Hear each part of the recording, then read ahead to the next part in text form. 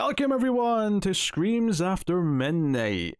Tim is frozen, but that's just because I'm recording this after we already recorded the whole countdown. So if you listen to the end of the last part, you'll know that we're going to have numbers 40 to number 1 all in one big episode, but it went too long. It went 3.5 hours, so we had to split it into parts 3 and 4. And this is just my sort of new intro for part 4, because I didn't do an intro on the actual recording because we were just going continuously. But welcome to the show. It's a horror movie podcast, and we're doing our top 100 horror movies of all time. And this is going to be the final 20 entries for both myself and Tim. So enjoy the show. Hopefully you enjoy the rest of the countdown. Take it away past me. All right, what is your number 20? So I think this is an unhold. My number 20 is The Exorcist. It is an unhold, absolutely. Go on. Yeah, I mean, this is just another one where every time I watch it, I'm just so impressed by every little thing. Well, I mean, not as much as you were in 2017, because it was number 11 back then. well, you got to make room for some other stuff. But I mean, no, I mean, it's just it's another movie, from a masterful filmmaker. William Friedkin just delivers. Like, everything is just like, from the lighting to the sound, it just looks and feels great. And yeah, I mean, as a kid, like, it's like there's always a thing where, yeah, I feel like there are people that think it's like the most terrifying movie ever made, and it always tends to be people that are more religious. But I mean, like, growing up though, I did kind of fall into that, like, oh, like, this is terrifying, because there is, like, really, like, no like levity or anything, like, in the movie to grasp on. It's a serious, oppressive, like, doom heralding movie. Friedkin's another director. We were joking earlier about Kubrick and Richard Donner only doing one horror movie and moving on, but Friedkin's kind of like that as well. He's another one. Yeah. But yeah, I mean, it's just there's, I mean, what can you really say about it? Like, everything is, like, very iconic in it. Yeah, it's great. Yeah, I think the direction is the strongest thing about it. I think the direction is what makes it feel so special, and feel the starkness and the grounded sort of attitude the movie has about itself, when it'd be very easy to treat it like, it's spooky, but the movie doesn't really treat it like that. The movie treats it more seriously, and I think that's what makes it stick out and made it feel so real to people when it came out. But yeah, it's like, obviously, yes, it's iconic. That's basically one of the easy things you could say about it. My number 20, down slightly from 16 last time, is the original Invisible Man from 1933. Okay. Another example of, I mean, I don't know if you'd call the new one like a full-on remake or whatever, but it's kind of another example of the original and a newer version. I suppose, yeah. I think the takes on the concept are so different. It's not like it's remaking the plot of this movie, it's just the basic idea. But this is a horror comedy. It's a horror sci-fi comedy at that. It's Claude Rains giving this performance of someone who's turned himself invisible, which he's already done at the start of the movie. This is not a movie where the first act is building up to him becoming invisible. He's invisible at the start of the movie, and he just has so much fun messing with people and just making their lives miserable. His laugh is so memorable and infectious.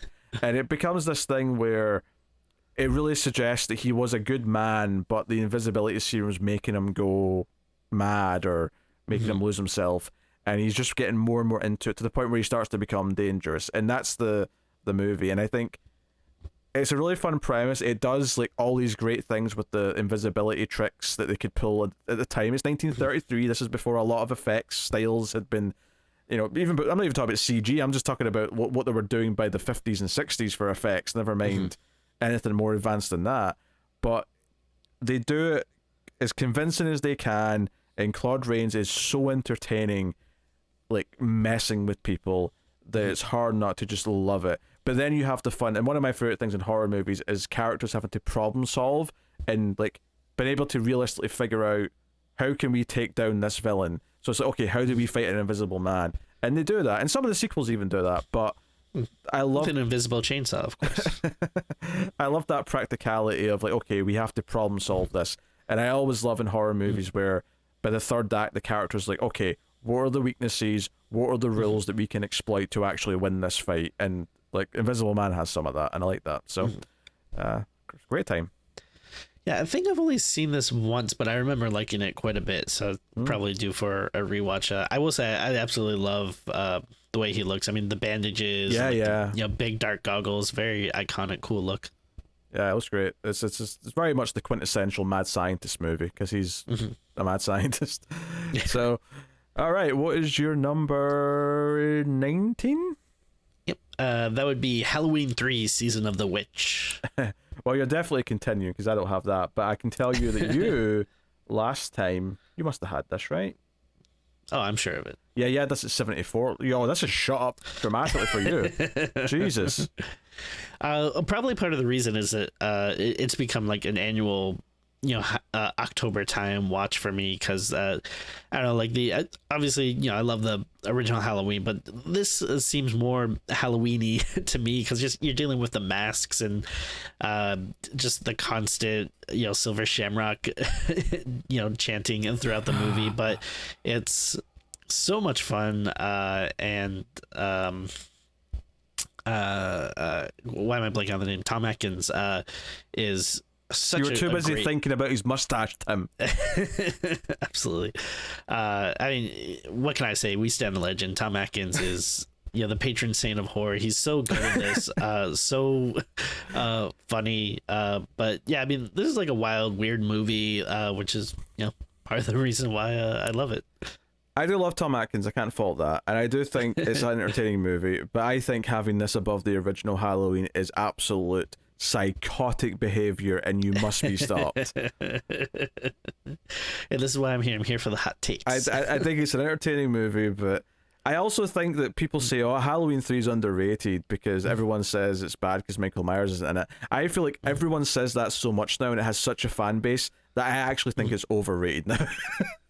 That's fair. The counterculture who want to promote Halloween 3 has become so large that now I feel like I'm the counterculture by saying, no, it's fine, but it's not this next level special movie that you seem to all propagate. But yeah, go on, whatever. The problem with stuff like that is I don't mind, when people have that opinion. I'm probably someone that, shares that as well, like that. But the thing that's annoying is like when people say that, like they're the first person to ever think about it. People like, actually, you know what? I think it's kind of underrated. And it's like, well, have you ever talked to like a horror fan in the last like 15 years? Because everyone says that now. Like, hey, come on. I'm like a bit of a movie buff. Like I find cool, interesting movies. This past weekend, I watched a movie called Fight Club, guys. Fight Club. It's really good. Exactly. Go check it out. All right, that was your 19. My number 19 is an unhold, and it is down slightly for me from 15 last time, and that is The Mist. Nice. Yeah. I loved this when I first saw it, but I feel like it's went up a little bit in my feelings as time has went on. Frank Darabont, man, like obviously a lot of his stuff isn't horror. He did Shawshank, he did Green Mile, and they're great. I'm saying because like I feel like we've gone way too many years without a new like movie from him. Like I don't know what that. Like, is he in like movie jail or something? Because of The Walking Dead or something? Like, I don't know, did he get bad maybe. blood for suing them or something? Like, I don't know. He may have done. It sucks so much. And I'm someone who thought the pilot of that show was fantastic that he did, and then it just went downhill from there very, very quickly. Very much so. No, I think this is a modern ode to 50s monster movies, but obviously it's based on a Stephen King story, and it's a bottle movie as well. It's a group of characters who are trapped in a mall when this mist rolls into town, but it's a mist that's come from another dimension or something because there's monsters in it. And anyone who goes out into the mist dies. So it's these characters huddled in a shopping center or a shopping mall, or a supermarket is what I mean to say. And they're like trying to come up with plans. And again, I love, like, let's think of practical solutions. Can we get to this area to get this item? Can we get here to get to a phone? Can we get here to, get fuel so we can try and make some sort of daring escape? Like, the whole movie is them trying to think of things and seeing if they can like pull them off. And then on top of that, you have the whole microcosm of like this is something that stuff like Night of the Living Dead does, where you've got a group of characters and a societal breakdown of you see them breaking down, and particularly in this movie there's one character who's very religious, who sounds kind of crazy to everyone at the start of the movie, but as the movie goes on, people start to listen to her because they need some comfort and like her words are like comforting them, and like, oh my, like I have never wanted a character to die as much as I did watching this with her weird like cult like sort of mannerisms. You know, at the time it might have felt like a little unbelievable, but I mean the way like things have happened the last couple of years. Yeah, the last like 5 or so years have really made this character just feel more realistic, which is all the more terrifying, quite frankly. Yeah, I mean I'm agreeing with everything you're saying. Like it's a great cast. Like I love that it's like not really like anyone that's like super huge, but just a lot of like really great character actors. Like obviously like, well, I guess Tom Jane's a bit of a bigger name, but he had done some stuff, you know, and I like Tom Jane from Deep Blue Sea and one or two other things. I think the thing though about going back to it now, because I'd been a while since I'd done so, the last time I watched that, I'm like, wait, is that Captain Holt? And it is. Oh yeah. Oh right. Yeah. Yeah, Holt, because this was before Brooklyn Nine-Nine, but obviously now I know him solely as Captain Holt. Yeah, it's him. William Sadler, you know, is in it. Who's a regular? He's been in a few Darabont movies. That's true, yeah. But no, I mean, it's so much fun. And then yeah, again, like the practicality is great. Which it's funny you mentioned that, because that is actually kind of I don't know if it's always represented well in the movies, but that is kind of a staple of Stephen King. Like he likes to, you know, like have characters really talk through like, you know, solutions of how they're gonna, you know, do this or that depending on the book or whatever. But I love that stuff, and obviously, and this is one thing that the movie changed, but the ending is phenomenal. And it's not the ending from the book. This is an ending the movie added, and Stephen King's like, damn, I should have done that. Yeah, I mean, it's funny thinking about his reputation for endings, but yeah, this is an example of him being like, Jesus, yeah, you went there.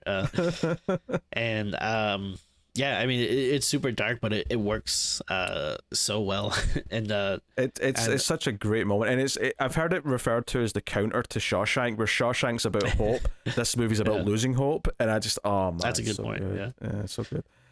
Now, when you're putting on the list, are you doing the color version or the black and white? I think it works absolutely fine as either. Obviously, black and white's cool and works for the aesthetic the movie's going for. But if you watch it in color, like I did the first time I saw it, you're still going to love it. It's still going to be a great time. No, it still definitely works. Yeah. But I just love that option, and yeah, I mean even though I think it still works, like maybe some of the CGI isn't the best by today's standards, but I love having the black and white version for that, because kind of helps hide it a little bit. Yeah, there's a CG tentacle at one point that looks a bit iffy, but the movie's so good with its characters and the overall vibe of them hiding in this safe place when everywhere else is dangerous, that it doesn't matter if the monsters don't look that great. Like it works, but they still look pretty good for what they are in this, though. Yeah, amazing movie. Oh, and the music track that plays in the last like 5 minutes, which is it's not written for the movie. It's like just a piece of music from somewhere else, but it's really good. Yeah, so good. I will say that the TV show is also probably one of the worst things I've ever seen in my life. Shit. Didn't we do the pilot for that? Did we do that together? I think we did, and I don't believe I continued afterwards. Oh, I don't know. I didn't either. For the record, I didn't think you had continued. I was just. Oh yeah, no. I mean, a lot of times, like, I will, especially with King stuff, I'm a little bit of a completionist where I'll want to watch it to the end, and I couldn't stand that. Yeah, of course you couldn't, because it was terrible. All right. That was my number 19. Your number 18, Tim. That'd be The Texas Chainsaw Massacre from 1974. I believe that's an unhold, so you're good on that front. Yeah, I had that at number 44. You last time had this at 34, so it's actually went up for you. Yeah. Oh yeah. I mean, again, I think this is a stone cold classic.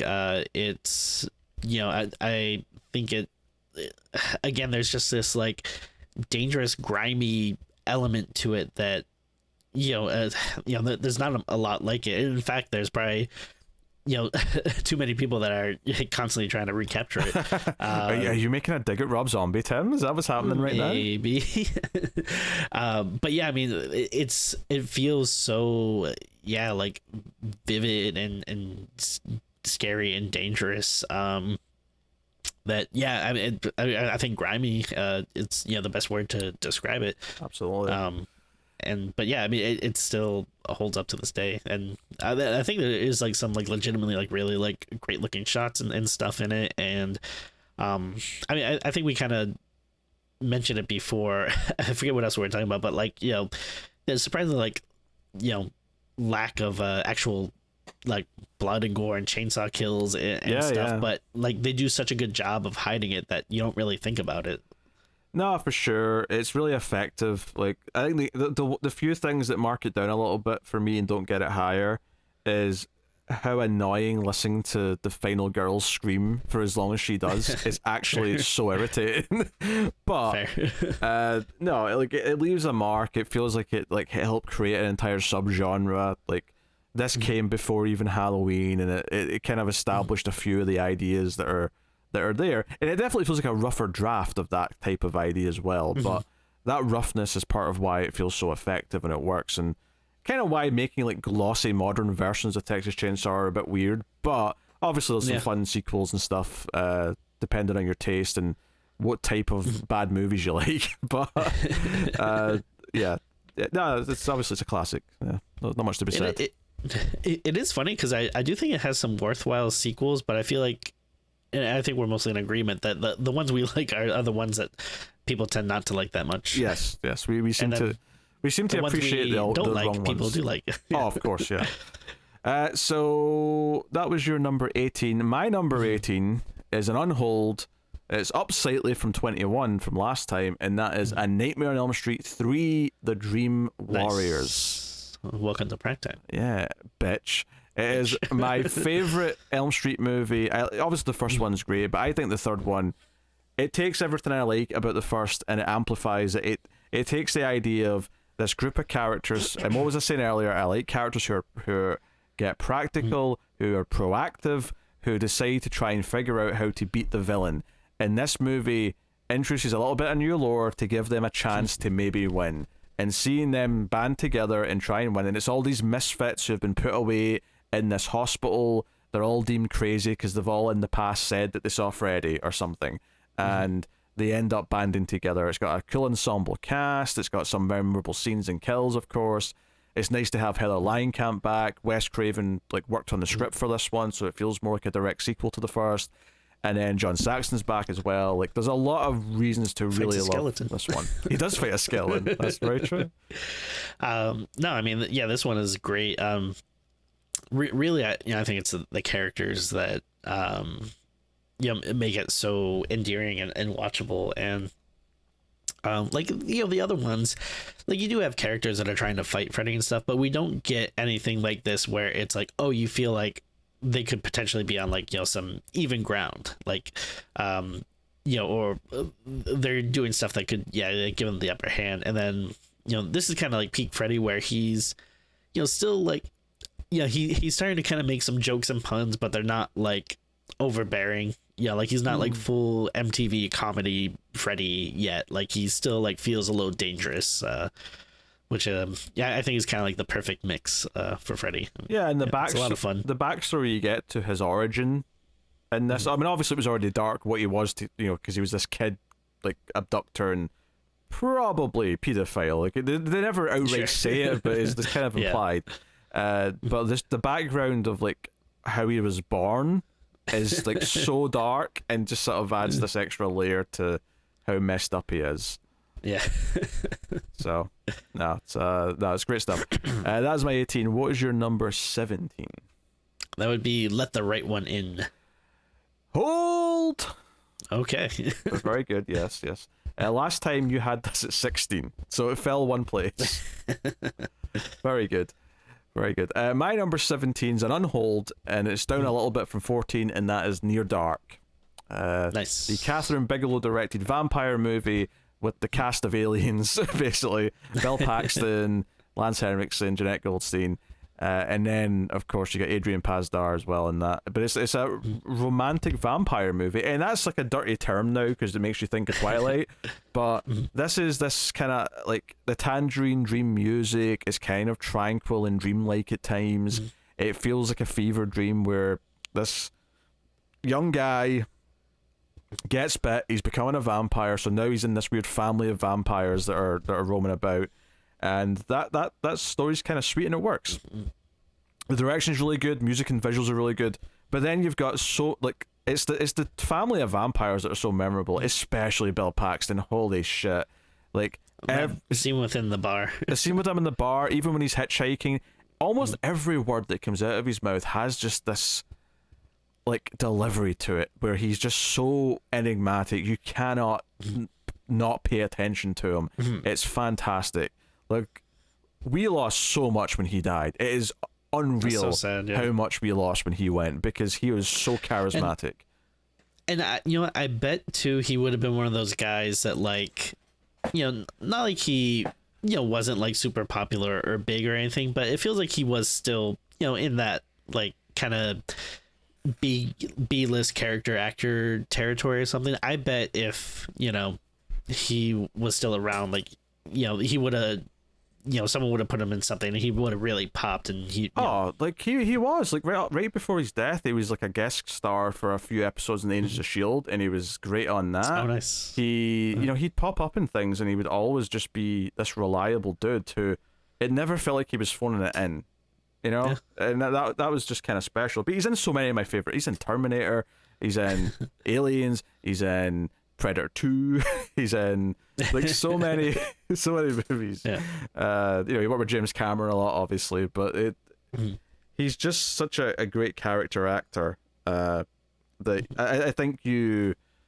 kind of take it for granted just how good he is. And I think you realize when you watch like some, you know, we watch a lot of movies and you watch a modern movie and you're so, this is a bit bland, everyone in it's a bit bland, and you kind of forget that, oh no, like these people I grew up watching were still remembered by the time I was watching movies because they left such an impression because they were so good.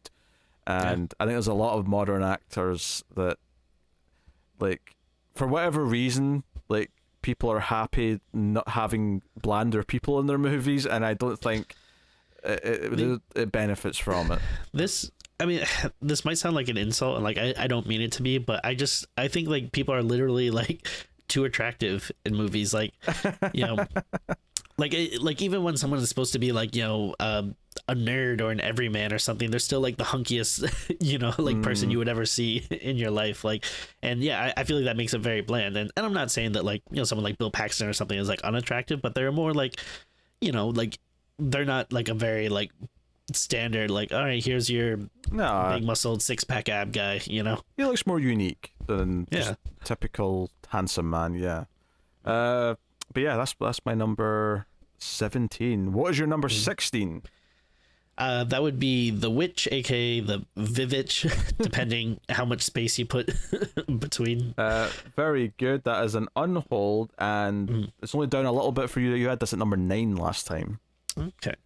I mean, I was so, I think, over the moon when I first saw this. Again, this is a Robert Eggers joint, and it just, I mean, he just has such an attention to detail, and I feel like a lot of times you watch other movies and it just, you know, when something takes place in like a different era, and a lot of times, you know, it'll feel like, oh, this is just a modern movie that you're trying to make look like this time period or whatever. Like, this feels like they went back in time in like the 15 or 1600s or whatever is supposed to take place, and like film something there. Like, it looks so good, and it does such a good job of like showing you how, like, you know, these accusations of like witchcraft and stuff could spread, and like how paranoia can like take over people's lives. And like, I mean, like a few other movies on that we talked about earlier, very much this repression and fear of a young woman becoming a woman, and you know, that being this driving force that maybe turns her to potential witches. Yeah, and let's be honest, like one of the all-time best goats of cinema with Black Phillip. Sure. Although it doesn't have the eroticism of Hagazusa, which I know is one of your favorites. Sure, that's fair. I'll never forget just reading a tweet from you that said, "I just watched the movie for this week's Screams, and I think Peter's going to make fun of me." which is in reference to Hagazusa, if you want to go find that episode. Anyway, that is your number 16. My 16. Number 16, which may be an unhold, I'm not sure. For me, it is down a couple spots from 13, and that is Bubba Hotep. Oh, I think I had that like real early on. Yeah, that'd be a really early one. Yeah. Yeah. But yeah, you may continue. Yeah, I love this so. I just bought it on iTunes, actually. Oh yeah, I had it at 89. Yeah. This is one of those things where it sounds like a fun concept, but I was just expecting kind of a goofier movie. This is Don Cascarelli, who directed the Phantasm movies, doing this with Bruce Campbell as Elvis. If you don't know the premise of Bubba Hotep, he plays Elvis, who's in an old folks home. Because Elvis never died, he actually switched places with an Elvis impersonator, and it was the impersonator who died. And he's in this old folks home with another man who says he's JFK, but I mean, we can neither confirm or deny if that's true. And a mummy starts sucking the souls of the people in the old folks home. So Elvis and JFK have to team up to try and save the souls of all their fellow old age residents. And that sounds silly as shit. And it is silly as shit. But the movie's so earnest with how it handles it. It's so endearing. It's got fantastic music composed by Brian Tyler. It's Bruce Campbell's performance as Elvis is just amazing. It's funny. It's sweet in places. It's got a lot of heart and doesn't it's obviously got a funny concept and it knows it's a funny concept. It's not taking it ultra seriously. It never belittles what it's doing. It always takes it seriously enough to be like, no, you should care about what's happening. And I do. When I watch this movie, I care about these two old bastards defending the souls of other old age pensioners.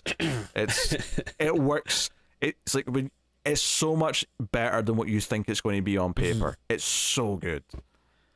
Yeah, I know. It's tons of fun. It's such a shame that we never got a sequel, because the movie literally after the credits it says oh yeah, they'll be back. And it gives us a title. It says Bubba Nosferatu, and I'm like, where's my Bubba Nosferatu? God, it'd be so good. I mean, because I don't know. I don't know if they ever said it, but I have the suspicions that maybe Bruce Campbell didn't get along with Cascarelli or something, because it seems like it'd be a no-brainer to do another one of these. But I mean, I'm just speculating on that. I don't know if that's true or not. But I mean, Bruce Campbell is just so watchable as Elvis. It's like the perfect casting.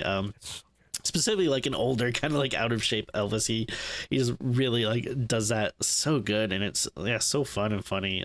It's maybe I'll have to bump it up, because I haven't seen it in a while, but I feel like it could be due for a rewatch. It's so good. Would you like a ding dong? One of the best lines in cinema history. No, it's so good though. There's a scene sort of in the middle where someone does die, but they actually die of a heart attack before the mummy gets to them, and there's just and there's narration from Bruce Campbell where he's like, but he went out guns blazing, soul intact, and he says it so earnestly, and I just love it. I love that it's not been like, hey, how goofy is this concept, guy? It's not totally killer, hey, we're in the 80s, guys, let's do it up on the 80s. No, it does it so earnestly, and it's not like it's not making jokes about them being old, because it is, but it's just a very different way of doing it, and it works so well. I think it came out at a good time where not everything was where you could do something like this and take it a bit more seriously. Where I think, like you're saying now, there's so much stuff that has these wacky premises, but it's always so winky to the camera. It's always okay. And the thing is, people even if you have a stupid concept or something, if you sell it, you can make something really cool. I feel like nowadays people do stuff like that, but everything is just can you believe we're doing this stupid thing? I hate it. I will respect you far more if you have a stupid concept and take it seriously and try to make me care about it, instead of being like, hey, isn't it what we're doing stupid? Yeah, haha, that's funny, right? I'm like, yeah, it's slightly amusing, but I don't care now because you're not taking it seriously. Yeah, like if that came out today from like, and it was like a mainstream movie, you like every time something happened, someone would turn to like the camera and be like, "Did that mummy just suck that guy's soul?" Or like, they would have like dumb lines like that. You're so right. Oh my god, so many modern movies are a mistake. It's unreal. But yeah, Baba Hotep is fantastic. That is my number 16. Tim, what is your number 15? I'm assuming this is gonna be a hold. My number 15 is The Thing. 1982 version. I think you'll find that is in fact a hold. You had this at number 12 last time, so it's just a few spots down. Very good. Just a smidge. My number 15, down from number 9, is Nosferatu from 1979. This is the Werner Herzog and Klaus Kinski Nosferatu, which is, for me, is down a little bit. I had this at number 10 last time. But this is a wonderfully haunting movie. It's very much about the journey of the Jonathan Harker style of character. I don't remember if that's his name in the movie because there's a few names that are different. But he's traveling to meet Count Orlok, to meet Dracula, and the build to get there feels like this epic journey on its own. And then when he gets to him, Klaus Kinski was born to play a monster like this. He just was, and it really sells this idea that. Like when he comes to the town to live, that it just makes everything worse. It feels like the apocalypse has come and people are sad, people are getting sick, livestock is getting sick, and there's just all these haunting moments that are really great. And it's living up to the original, which is obviously known for its great shots with the shadows and all that stuff, and it does kind of its own take on some of that, but it managed to find its own tone that feels. It's still gothic, but it feels like a different type of gothic than the original does, and I think it really nails it. It's why it's so fascinating to see what Robert Eggers does to be the third main version of Nosferatu, because I think this one, for me right now, is the winner of the bunch. So yeah, it's just oozing atmosphere. Yeah.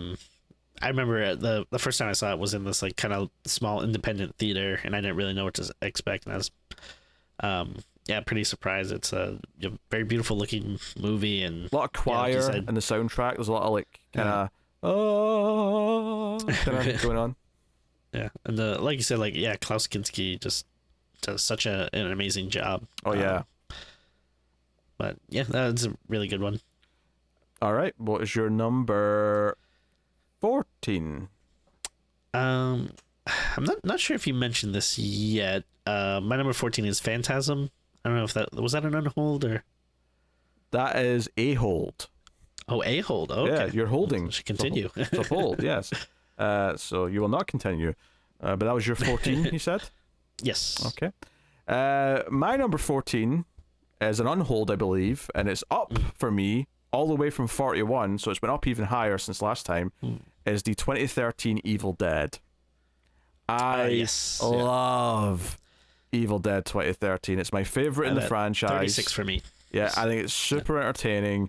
It's the gore and the violence is so absurdly over the top and visceral that I love that stuff. I think the main character's great. I think the final set pieces and how it subverts what it's like, who it's about, and then all the final stuff, and it kind of tries to add this mythology to the Book of the Dead where it's building to something, and I think that payoff is really great. I think it's wonderful. I love it more than any of the originals, which is saying something.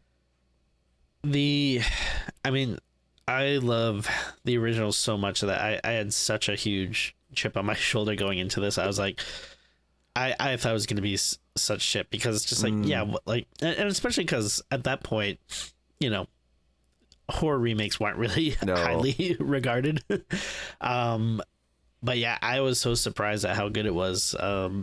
It is so visceral. They were so smart in the fact that they're approaching it as, because at that point, when a lot of people, I don't know if casual people are thinking about Evil Dead that much, but I feel like, horror fans and stuff, when they think of Evil Dead, they think of Ash, they think of not having Ash was the smartest thing they could have done. It would have ruined it.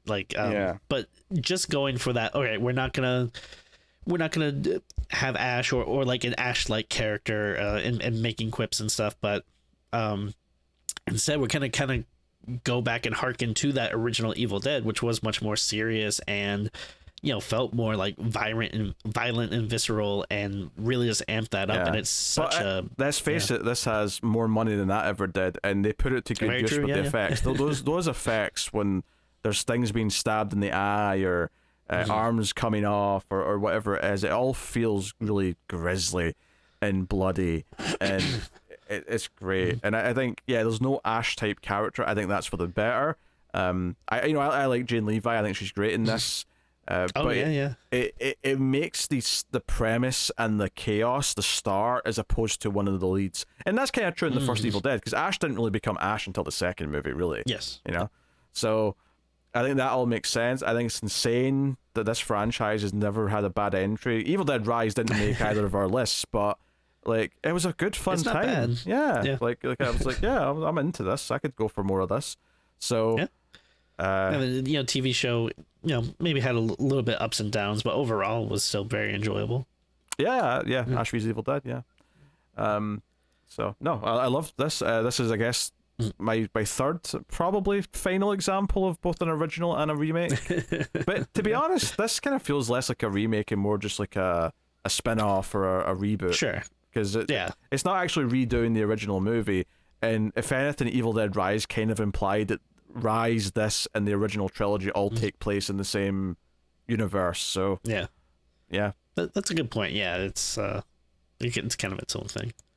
So there you go. That is my number 14, which takes us on to your number 13, Tim. So I believe this should be an unhold. That is The Cabin in the Woods. It is, yes, very good. What did you have this at last time? Because I'm sure you did. You had us at 25 last time, so this has went up for you. Oh, wow.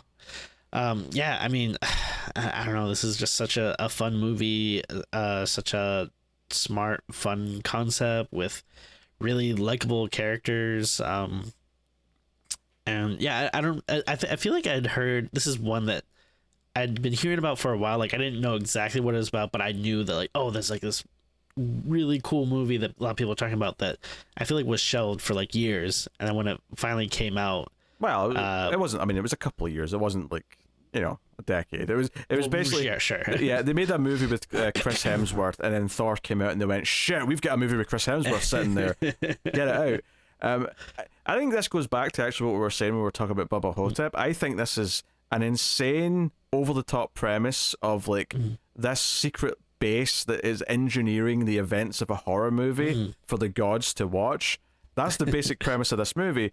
But it takes that part of the premise seriously. It's very funny. It pokes fun at a lot of horror tropes, but it never says, like when it wants to be funny about the concept, it'll do there's a scene where two characters are having sex and it cuts to the control room and there's a room full of people watching her get her boobs out. Like that's funny without it being wink wink, we're doing a joke, the characters are hilarious, and they're all hilarious by taking the concept seriously. Or like the one guy getting mad that Japan's failed and saying F you to the little girl who's like, scared the ghost away.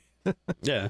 Well, yeah, and it's just like, it's very funny to be like these are their job, and to have that like that workplace kind of humor of like just going through the motions and treating this horrific stuff as like, not to mention the two main actors here in the control room, Bradley Whitford and Richard Jenkins, like they're great in this.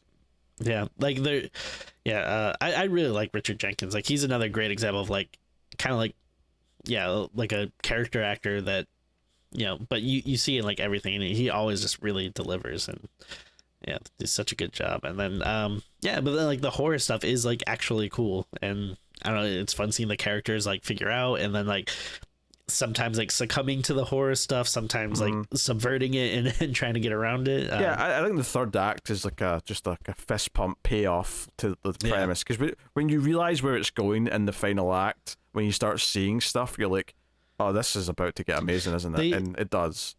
Yeah, like that one section has more like creativeness in it than probably like the entire 2000s decade of horror movies. I believe the word is creativity, Tim. Just, Creativity. Before someone in the comments gives you shit for it, I'm just going to jump in right now. What'd I say? You said creativeness. Oh. Yeah, I'm being creative. I'm making a new word. Oh, very good. So yeah, that was your number 13, and I had it not too late. I had it 22. All right, so my number 13, which I'm not sure if this is an unhold or if it's going to be a hold, but my number 13, which is up from 24, is Hellraiser. Yeah, that'd be a hold. That's a hold. Okay. All right. It went up for me, and it's still not quite touching where yours is. That sentence sounds bad out of context. All right. Okay, what is your number 12 then? I believe this is an unhold. That would be House of the Devil. Oh, yes. That's quite a bit ago, but go on.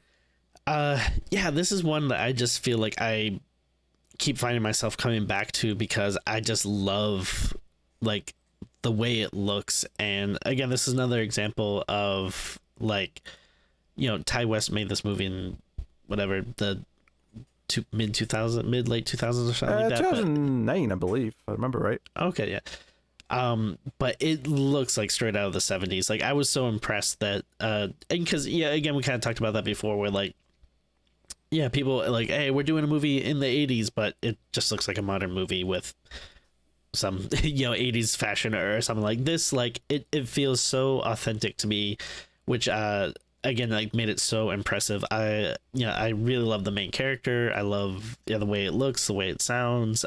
It's a very simple premise. It's just woman in a house. Basically, she's kind of hired under false pretenses to babysit what ends up being like this old person. But there's like so much stuff that's like off-putting and weird about it, and then it goes into some really cool horror places. It's just unsettling, I guess is the best way to describe it. It's just gradually unsettling.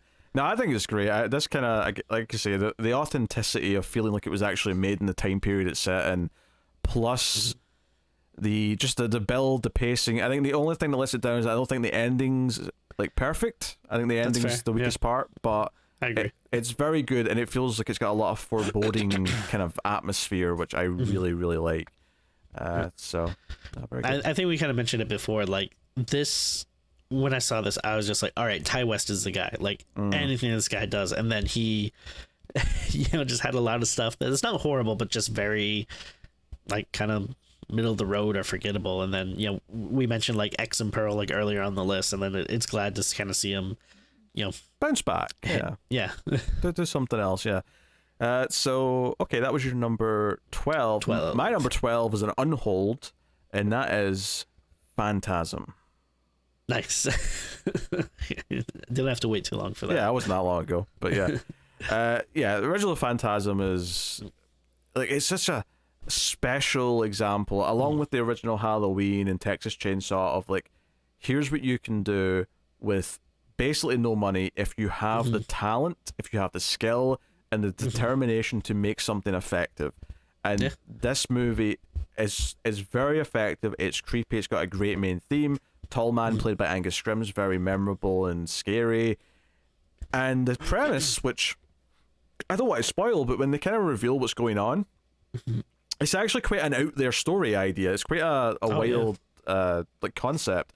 But it's treated with this idea of just this young kid who, and I say young, he's like 13, 14, but he's determined to investigate this creepy tall guy that's running the cemetery and finds things that he shouldn't, and it's, something supernatural or whatever, and his brother doesn't believe him, and it's kind of building up. It's really a movie about their big brother, little brother relationship. The parents aren't around, so there's like some solid character stuff there as well, on top of just all the great creepy stuff, and of course the concept of the phantasm balls that fly around and all that stuff. Really great stuff.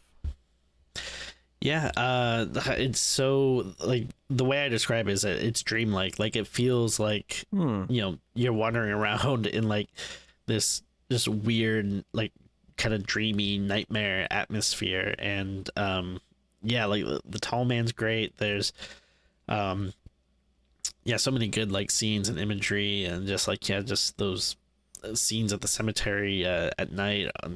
So much stuff that stands out, that I just find it so it's something where like, yeah, if I put it on, I just really get sucked in because it's just beautiful and sounds great.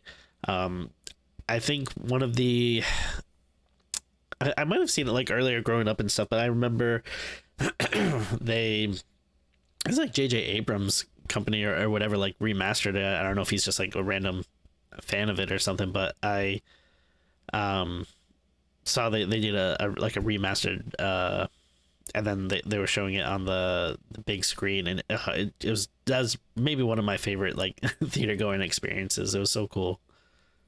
Yeah, no, that was around 2017 or something like that. They did like a big... Sounds about right. Yeah. No, it's a haunting little movie with a really fun premise that just makes so much good use of everything, and it's stuff like these low budget horror movies that make me really sad that low budget movies these days usually look like shit. Which is partly why I think something like the Terrifier movies are so impressive, because it proves that you can still do it, and it's just that most people just don't know how, and it's really sad. Yeah, and it's also just I guess, would you blame digital for that? Like, I mean, it's only partially. I don't think it's entirely that fault, but I think it's partially to blame. Yeah, because it's just it is weird sometimes when things just like look like such shit. But yeah. All right. Well, that was my number 12. What is your number 11? That would be Night of the Living Dead, the 1968 version. My number 11 is also Night of the Living Dead. Oh, it finally happened. Oh my god. At number 11, we had a match. Need like something like a little like ding ding ding ding ding ding ding like effect or something. Interestingly, for you, this was up. You had it at 27 last time, and for me, no movement. This was 11 for me previously as well. So wild. But yeah, you brought it up first. You start. I mean, what needs to be said? I mean, it like literally invented a genre. Like zombies technically existed before this, but I mean, this is like where the zombies we know of like really came from. It's like saying Santa has existed before he had the red coat. Like, no, he didn't. Right. Not really. Like, he did, but not really. Yeah. I love I mean, George Romero, I think, is a very interesting filmmaker. Like, he's done some stuff that has been not so great, but he's done other stuff that are just like, oh, some of the greatest movies ever made. Like, this is just a masterpiece. I mean, it's another thing that's, super low budget. It's just something I think he cooked up with like some friends. So wild is how many of these best horror movies of all time were made with no budgets in the 60s, 70s, and 80s. Like, it's just so wild how many of them fit that description. Yeah, but I mean, it's so good. There's, whether I don't know if he necessarily intended it or not, there's like a great social commentary to it. He absolutely did. Like, there was social commentary even before he cast the lead role, but they knew that once they cast a black man, both him and the actor realized, oh, this is going to like add even more to the story, and so like they knew what they were doing. I think this was referring to, because you always hear him say like, oh, like, yeah, we didn't cast this like guy because he was black or whatever. He was just the best person for the role. But I mean, yeah, it's not like they didn't necessarily understand what that meant or what the messages would be coming from that. But I mean, yeah, I mean, there's so much stuff to glean from that, and then I mean, there's just lots of cool like zombie stuff. I love a movie where you have to secure your location and try to stop people from getting in, and then of course the what's more dangerous, the people outside or the people that are inside with you, and so much great stuff in it, and it still holds up, still looks great, still fun to put on. Fantastic. Yeah, it's very effective. It's very creepy. It's a siege movie, which is always fun. The character dynamics and how certain characters treat one another is very telling, without ever just outright saying what the social issues are, which I think is really well done. The ending, of course, is very stark and is very iconic because of that. People really remember that, the way Night of the Living Dead ends. But it's just, again, it's this idea of like, you get glimpses and hear things on the news about what's going on in the larger world without them ever really being able to show any of it. But that makes it kind of so effective, is you just kind of have to imagine it, because our entire focus is this one farmhouse, and that's it. We never go anywhere else. So yeah, it's great. It's beautiful. All right. Okay, well, that was also my number 11, which means we're on And believe this, we're on the top 10 now. So Tim, what is your number 10? I believe this is an unhold. That would be Evil Dead 1981. Oh, sure, yeah, definitely. So did you have this last time? Let's find out. Oh, I had to have. Yeah, you had this at 21 last time, so it's up a little bit. Yeah, and I think this is something that I understand sometimes why I feel like it might be overshadowed by some of the sequels and stuff, which are, very memorable and have like cool parts. But the more I watch it, the more I kind of feel drawn to it as just this great little piece of, DIY filmmaking. Like, again, another example of just, very committed people that wanted to make a movie that, are working on a micro budget, but what they're able to do with it is just really impressive. And this one is just more straight up horror versus some of the stuff we see in the sequels, obviously not including the 2013 version, but this is I feel like very creepy. And it almost seems like creepier to me, like kind of having that low budgetness to it, like just like some of the makeup and stuff on their face, like the way it looks is kind of off-putting. But yeah, I mean, I think it's a super tight, effective horror movie. And again, I think it's a really like the kind of DIY spirit to it that holds it in like a very high regard for me. Yeah, I think the Deadites are much creepier than this than they are in 2, and definitely 3. I mean, 3 they're not even trying to be creepy at that point. Right, yeah. But like I think when the sister becomes like the first Deadite and she starts, talking about, taking their souls, and the performance from her is so good. It maybe gets a little overshadowed actually, because when you think Evil Dead, you think of Ash and you think of where it goes. But the sister in the first movie, Cheryl, like she has to do the timid sister who's scared. She has to go through all of the traumatic stuff. Everyone remembers the scene with the tree. And then she gets to be the first and main Deadite, which, she's not the only one, but she has a lot of the memorable moments as a Deadite because of that. And it's actually insane because this movie probably has way more effects than any other of these low budget movies we're talking about, because there's a lot of chaos in the cabin when the Deadites start getting violent and the fighting back, and like they have to put a lot of effort into it. And again, like you say, it feels like this determined little can-do attitude movie that I've appreciated more over time, to the point where now I do definitely like this more than 2 and 3. But your taste may vary just depending on what you appreciate from these movies more.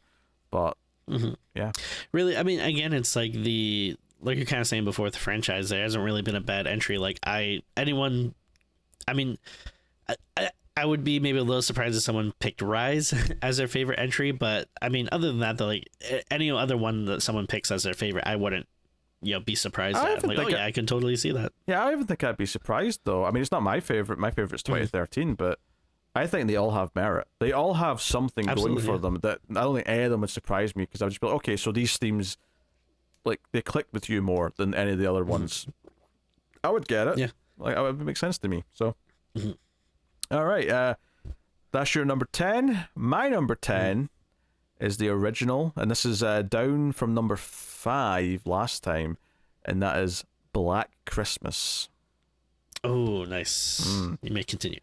Yeah, this, some people call this the original slasher movie. It's the same year as Texas Chainsaw, and arguably, out of this and Texas Chainsaw, it probably had more of a direct influence on Halloween than out of the two.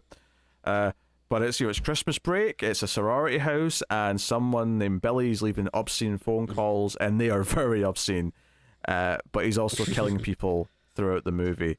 And it's got John Saxon in it. There's that name again. Actually, I think this is a Canadian movie, so no, I take it back. Ginger Snaps is not the best Canadian movie, because Black Christmas is much higher. Yeah, it's got a really interesting vibe. It's it's this very different time period. It's the winter, it's Christmas. It's that time of the year where a lot of the people are away for home for Christmas, so the only people who are left are the ones who don't have families to go to. So it's kind of the leftovers. So it feels like they're more vulnerable because there's less people around and stuff like that.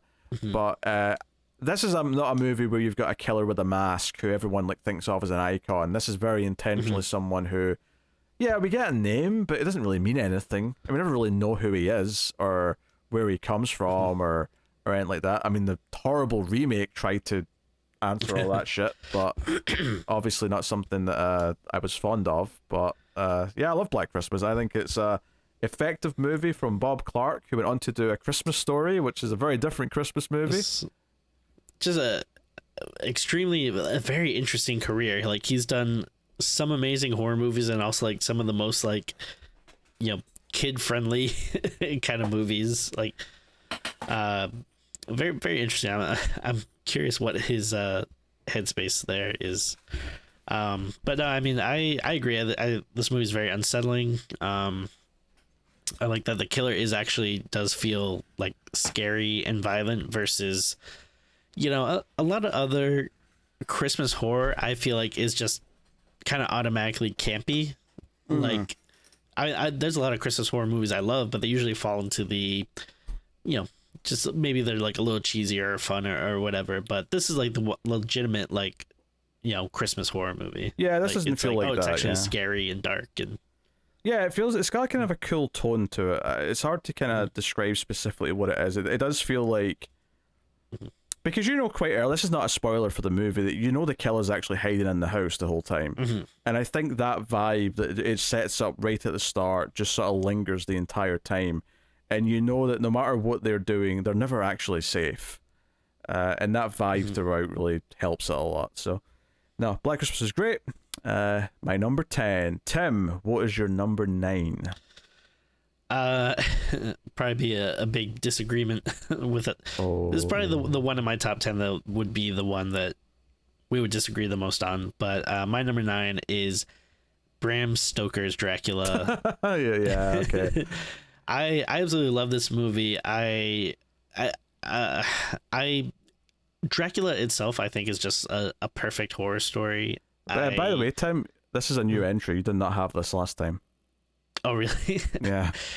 Well, that kind of makes sense because I feel like I saw it at some point in the 90s when it came out, but I feel like it was the last couple of years that I rewatched it like a couple of times with friends and stuff that I've grown to appreciate it more. But I'm just a huge fan of Dracula in general. I think it's a perfect horror story. I think, you know, it's something you can easily do like multiple versions of and stuff, and there's some that have been amazing and great and some that have been horrible, probably a lot more on the horrible side. But, you know, when they do get it right or do something interesting with it, I think it really hits. And this, I just think, has so much cool like little camera tricks and stuff to it. I think it's really beautiful, like looking movie. Like I love the costumes. I love a lot of the, you know, special effects and makeups. I mean, really the only thing that dings it for me, you know, is some of the casting. Like I love Keanu and stuff, but he's very clearly not right for the movie. Like,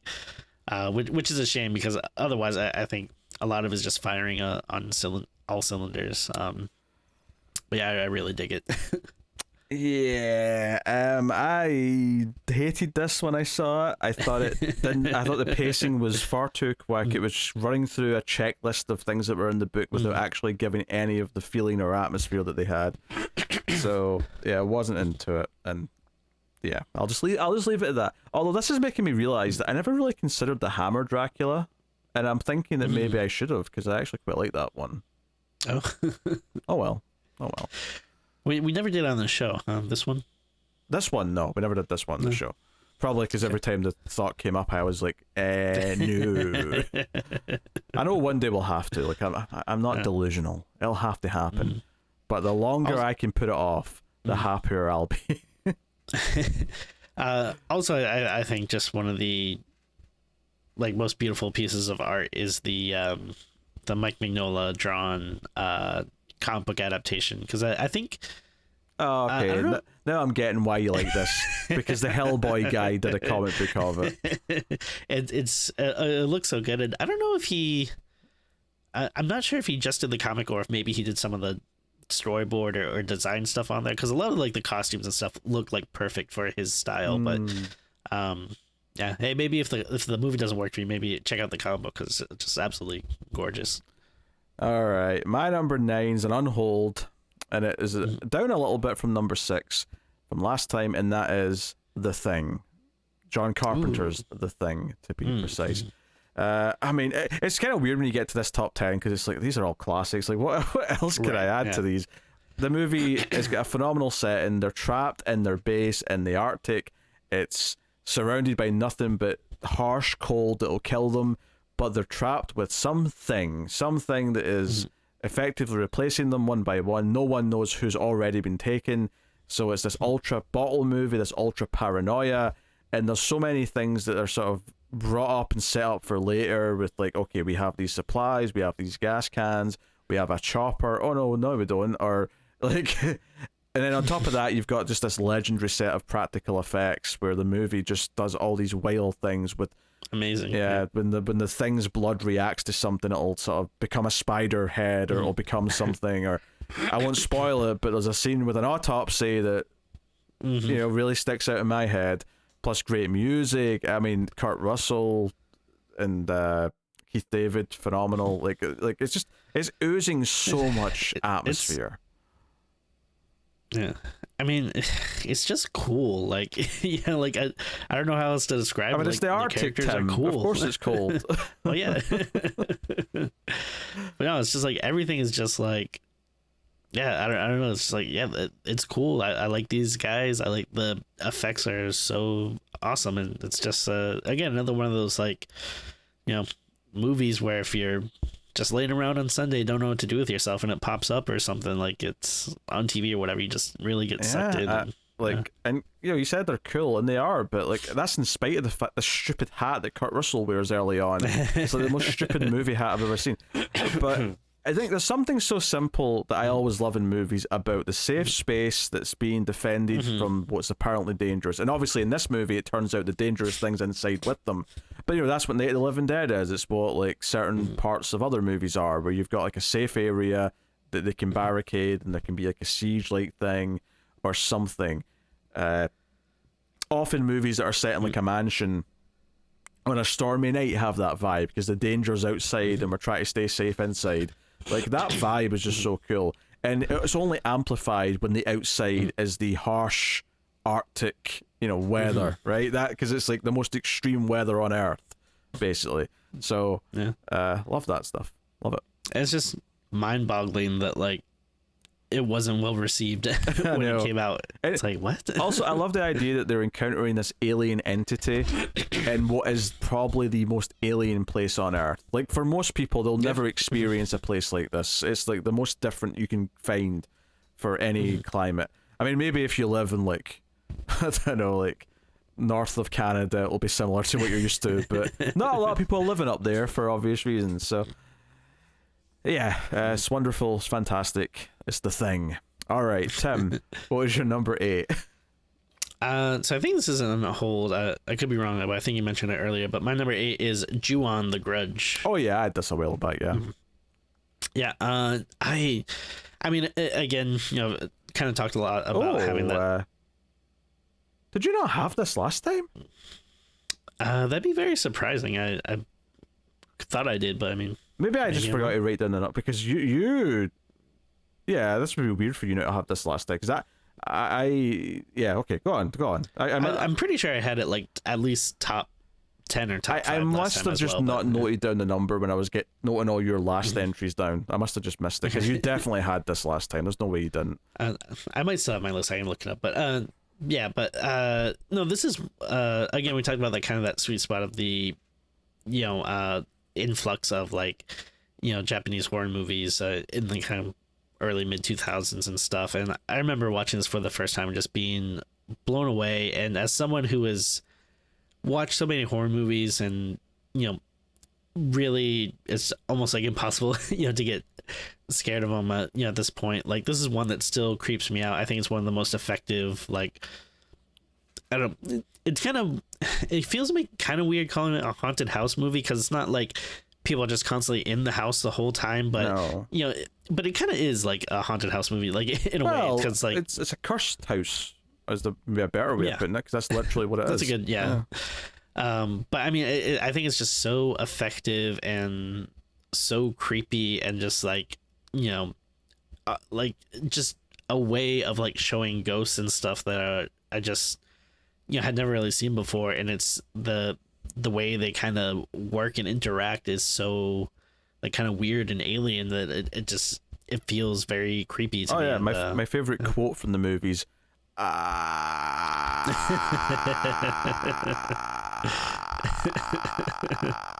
I'd never forget it. Such a good line.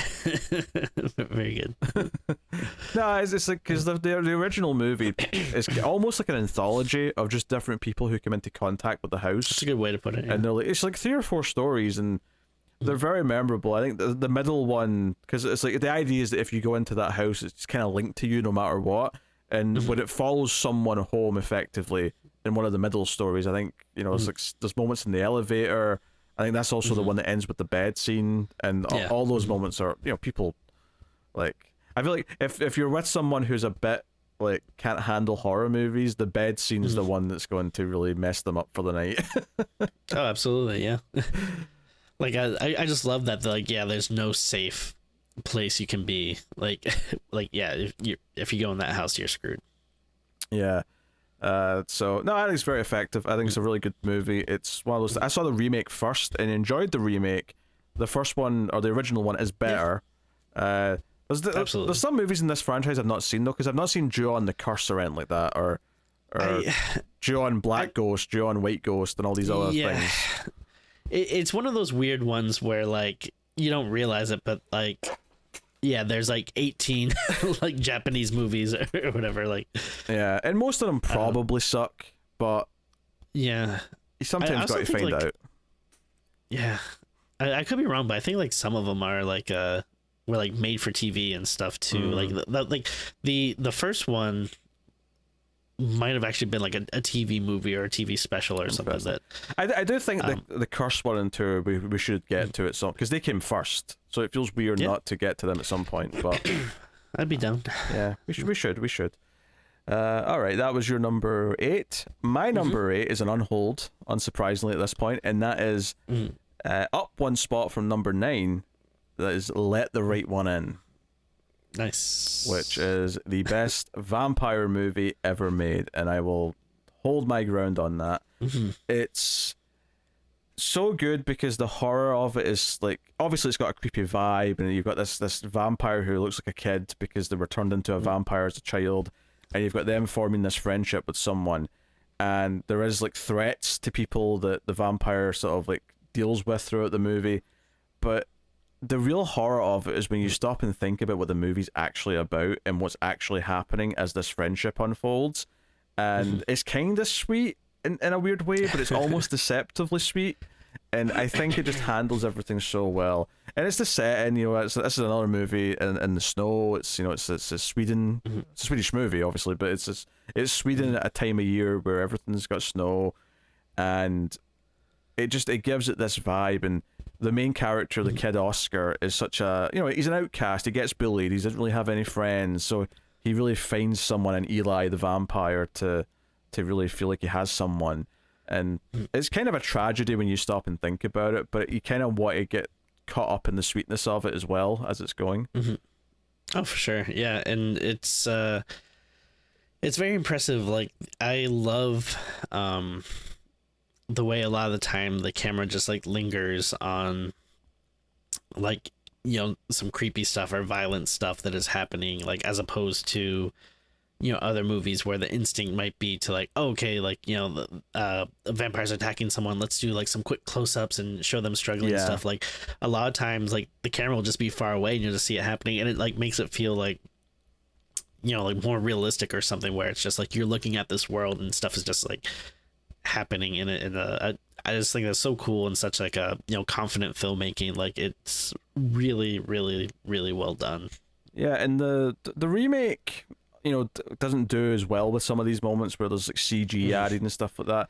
Although, to be fair, the remake does have a fantastic scene that's not in the original. There's a scene in the car in the remake that's very memorable, but the original is just head and shoulders above it in every other way. Like, there's nothing to even compare them, I think.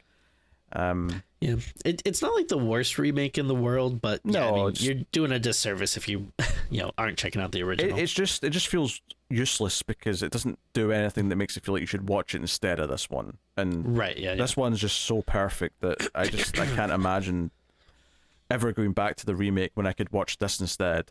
Whereas, some other remakes that I've said I like are different, and they don't really try to replace the original, and most of the ones that try to replace the original tend to suck or tend to not work. So yeah. So that's my number 8. What is your number 7? My number 7 is Creepshow. I imagine I must have had it on my list previously. Yeah, you had it at number 15 last time. Okay. I mean, there's so much about this movie that like feels like it's like tailor-made for me. Like, it's a collaboration between Stephen King and George Romero, who are doing like a love letter to EC Comics. So it's, it's dark and funny and has good practical effects and also has this like very comic booky vibe, which is what I'm totally about. And I really love it. It's, I think it's an anthology movie where like no segment is bad. Like there's definitely ones that like, that I like more than others, but they're all like very like endlessly watchable to me. I think there's one or two that I don't like that much, but I agree there's some good ones. So, but there you go. I mean, yeah, how can you beat like Stephen King just playing like this weird hick? It's so much fun. I don't know, I just endlessly love this movie. Yeah, I mean, I enjoy it, but it's not like top 100 material for me. But it's a little bit of it's a little bit more of a niche pick for me. Like I think it's something that's a lot of horror fans like, but I don't think that's that many people that be like, oh yeah, it's like one of my favorites or whatever. But it's just something that really speaks to me, and it's hitting on like a lot of like my different interests like all at the same time. So I just have it in high regard. Cool. All right. Well, my number 7 is a new entry. My number 7 is Terrifier 2. Oh, nice. And Tim's cat does not approve with all that. Oh, look at this, jumping back and forth. Terrifier 2 was just such a special experience to me. I love Terrifier 1. It was earlier in my list. But Terrifier 2 was like, okay, this is just instantly one of your new favorites because the vibe that it goes for, I think Art is such an entertaining villain. He feels like a new character that's been added to the pantheon of like horror villains that he's just now there with them, and it feels like he was always there.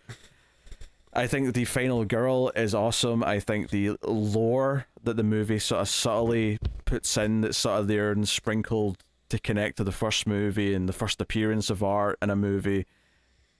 I love talking about it. I love the theorizing. I love the way like you sort of feel this bigger backstory building that, and the third one being set at Christmas is so perfect. I cannot wait for Terrifier 3. But this also has maybe the funniest kill in movie history. At least the funniest in the sense that it's funny because it keeps going so long and so brutally that it becomes hilarious. It's so mean. And I love it. Art is a guy who loves what he does, and what he does isn't very nice. I love all that. I love the vibe. I love a lot of the soundtrack that's in there. There's like some midnight tracks that are really good. It nails something that just feels like it is in many ways made just for me. To quote what you just said about Creepshow, it feels like it's made just for me in so many ways. So I love it, and instantly just goes very high in my list. I can't wait for 3.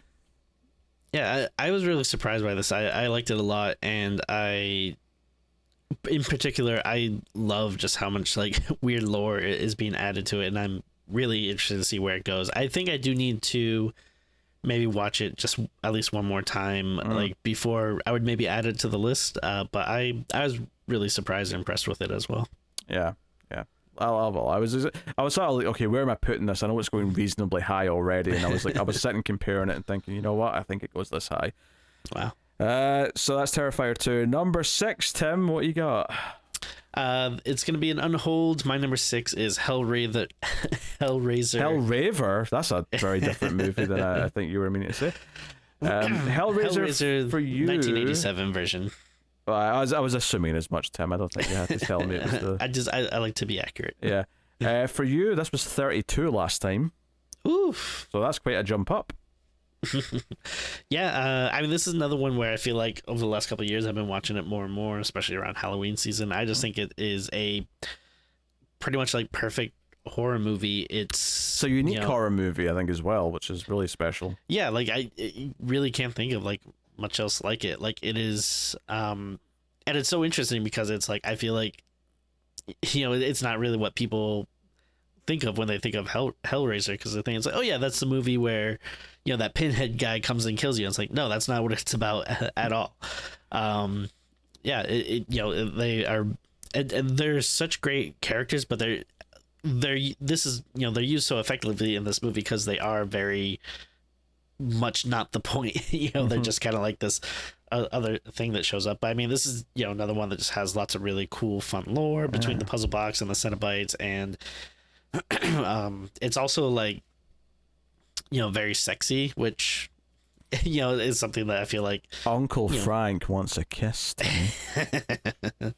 But I mean, yeah, it's just something like not that I'm like every movie needs to be sexy or anything, but I just feel like that there's this kind of not as much sex in movies as we see anymore, and yeah, and it feels like dangerous and weird, and there's so much cool stuff about it. Yeah, it's interesting because you went from 32 to 7, and I went from 24 to 13, so it actually went up a reasonable amount for both of us. And notably, we did it on the show between this time and last time we did this list, so I think for both of us it's risen. Both of we obviously clearly both liked it a lot already anyway, but with this we've both went up, and I think it does hold up. And I think when you watch it again and you remember how unique it is, it doesn't follow a conventional plot. This movie is about an evil woman who was having an affair with her husband's brother, who is bringing home people for him to kill because he's technically being killed, and he's like a skinned like demon that's living in the attic, and she's luring home men with the promise of sex for him to kill so he can like consume their life force and gradually become more human again. And sure enough, like that's what the movie's doing, and it goes places. It's got great practical effects. It's got such a seedy vibe because it is kind of sexy and weird. It feels like it is, I think the fact that the Cenobites, which is what Pinhead is, are kind of like their S&M outfits. I think that's not a mistake or an accident. That is very much an intentional vibe that it's going for. It's linking pain and pleasure, and I mean, hell, that's what using the box does. It's the ultimate pleasure, which is pain. That's what they're doing. So, no, Hellraiser's a wonderfully unique, one of a kind, and none of the sequels have got close to it. Even the couple that I think are good, I don't think have gotten close to it. And the new one was sadly very disappointing to me. Yeah, it's very sad. So, yeah. So that was your 6, I believe? 6. My number 6, which is up a couple spots from number 8, is The Shining. All right, hold. The fact that you're telling me hold at 6 is something. Like, we're getting to that point now where there's not a lot of places it could be now, but fair enough. All right, Tim, what's your number 5? My number 5 is Dawn of the Dead, 1978. Hold!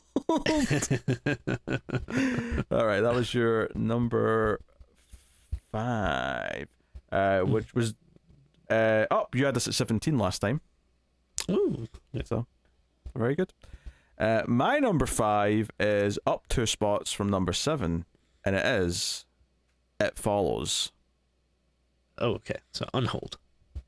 It's always an unhold. You said this already. Fair enough.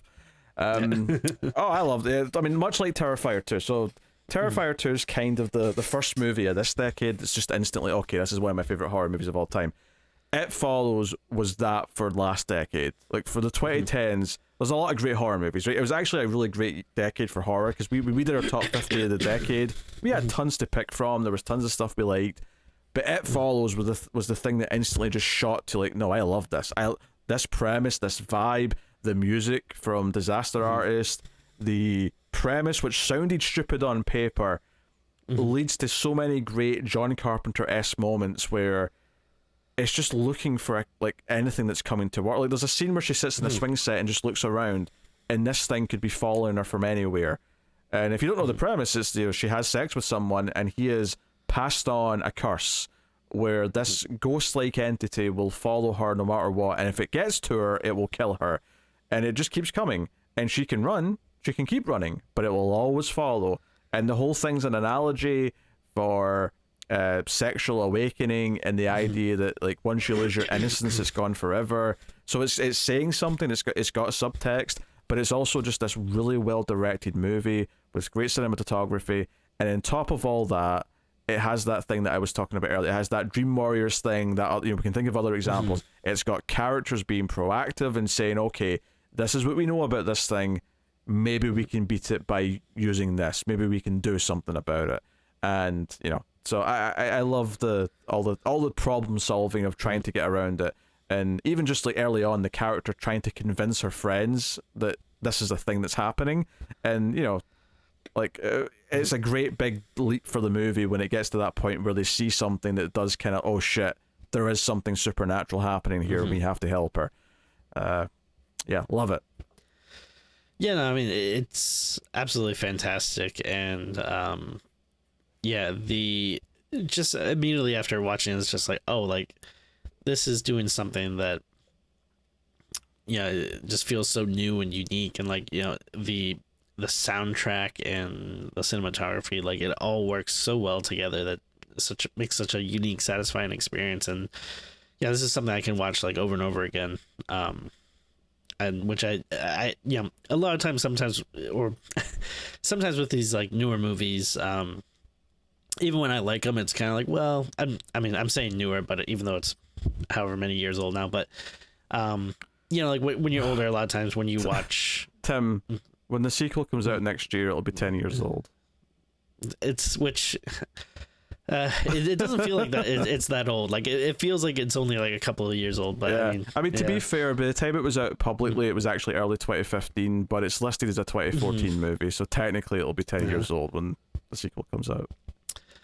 But I mean, even around that time though, I feel like don't have as much time to rewatch like newer stuff when it comes out. So there's a lot of like newer stuff that's like, well, yeah, I liked it when I saw it, but maybe I need to watch it more again. I feel like I've watched this a ton though, because it's just such a comfort movie. Because there's just so much to like about it, and again, the soundtrack is just awesome, and and it's another thing where they just find a really simple, easy thing to do, like just random people following you, but they make it so creepy. Like and no one else can see them. That's the other big thing here, is that it makes her feel like she's alone because no one else can see this threat. Yeah, so good. So cool. I'm very interested to see what the sequel will be like next year. I love that they've done the aliens thing where it's they follow, and I'm like, oh shit. How many are following? Come on now. But yeah, can't wait to see what that is. It's such a bizarre. It doesn't need a sequel. It's a complete standalone movie. But the fact that it's the same director and the same actor coming back makes me go, okay, well, you must have some idea that you want to do. So I'm very curious. Yeah. But I mean, I don't really know much about the director, but it doesn't seem like the kind of guy that would just phone it in and make something that's not like interesting. It doesn't seem like that. Yeah. So we'll see. Number 4, Tim, what you got? So this will be an Unhold, and that is A Nightmare on Elm Street. I forgot to write the date down, but obviously I'm talking about the original. 1984, Tim, come on. Yeah, there you go. Yeah, not the horrid remake. you fool. You are up from number 7 last time. Okay. Yeah, I mean, this is another one I feel like it's just like it's like a perfect horror movie. Like, it's such an insanely good premise, and I love stuff that deals with dreams, and like I love dream logic, and the idea of having a horror villain like that can invade your dreams and manipulate it in such a way, it just makes it just endless possibilities for so many cool effects and kills and things that you can do and accomplish. And I mean, it's a shame that it feels like the franchise is just kind of dead, or I don't know, in limbo or something, because I would love to see like one more entry, especially with Robert Englund. I think that's the thing. Once Englund was done playing the role, I think that's you realize that this isn't like the other ones that you can keep going with someone else playing the character, which is why I learned recently that they actually didn't hire Robert Englund for the second one originally. The studio wanted to cheap out and just use a stuntman, and then they shot some of the footage and went, "Oh no, we need Robert Englund." Yeah, I mean, he just embodies the character so much, and yeah, there's so much freaky dream stuff, and in the cast is really great. Like Nancy is a great final girl, and America's Bad Boy is in there too. Johnny Depp. You just described Johnny Depp as America's Bad Boy. Tim, I don't think I can get on board with that. Okay, go on. But hey, I mean, of course, so we got Saxon, Saxon coming back. Yes. And lots of really cool stuff. But yeah. I mean, as much as I credit E3 with having the proactive characters, I mean, Nancy does do that in this one. Nancy thinks of how do I fight this thing that only comes from me in my dreams. She thinks of rules that she can bend or break. She considers her options, and this idea that, again, much like I was saying with It Follows there about how the character's kind of on her own with this because no one else can see the threat. She's on her own. Like her mother doesn't understand why she has to stay awake. She has to hide the fact that she's taking caffeine to not fall asleep. And I think that's actually one of the things that's very relatable about the movie, is that we can all understand what it looks like to feel tired. So when she's like trying desperately to stay awake when it's really difficult, we can all sympathize with that. We all know what it's like to feel like we've not had sleep. So yeah, so it's effective. And everyone's had a nightmare, like it's, and you're absolutely trapped. Like there's nothing, like you can't just wake yourself up, every time like something bad happens or whatever. For sure. All right, that was your number 4. My number 4, which was also number 4 last time, is Psycho, the original film. Is this an on hold, or did you just not have this? I did not have it. But you had Bram Stoker's Dracula, you absolute monster. I don't even. I'm sickened, quite frankly, Tim. No, so Hitchcock's Psycho, in many ways, was the first modern horror movie. And you're saying it's from 1960. That's ancient. Well, yeah, it's ancient now. But here's the thing: this was the first big horror movie that wasn't set at a castle in Europe. It wasn't a vampire or something. This was the first horror movie that was set in present day, modern living America. It's a motel. It's modern ideas for the time. And it was shocking. It was the first film to ever feature a toilet seat.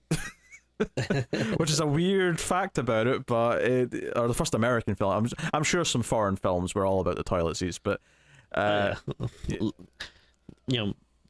Toilette, La Toilette from France. The toilet. 1938 classic.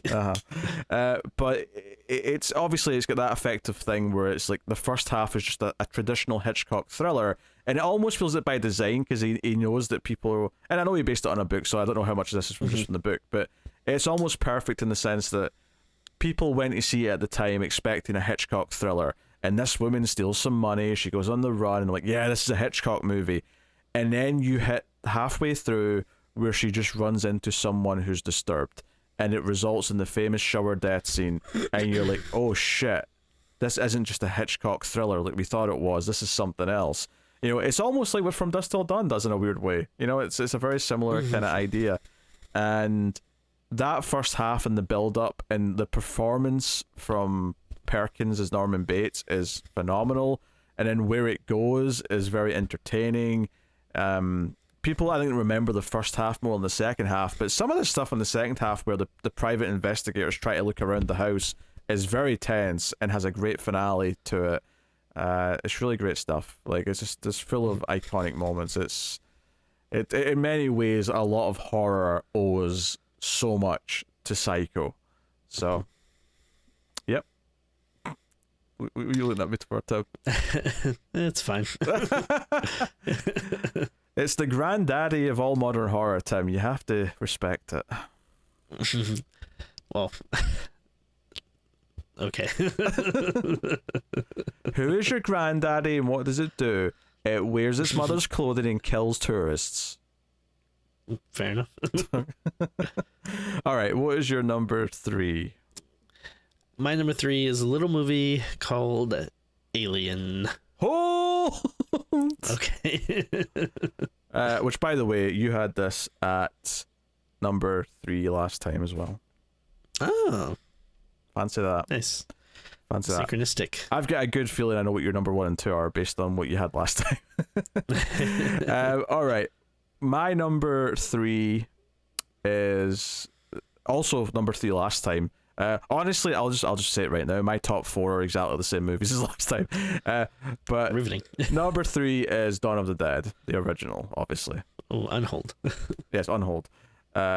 It's Night of the Living Dead is fantastic. Dawn of the Dead somehow took that concept and just gave it this layer of fun, and it made it this sort of like, it took that idea of like a micro society and explored it in this way where it's these 4 characters who make life in a mall, right? And obviously it's commenting on consumerism and capitalism and all these things and the idea of what we consider to be important.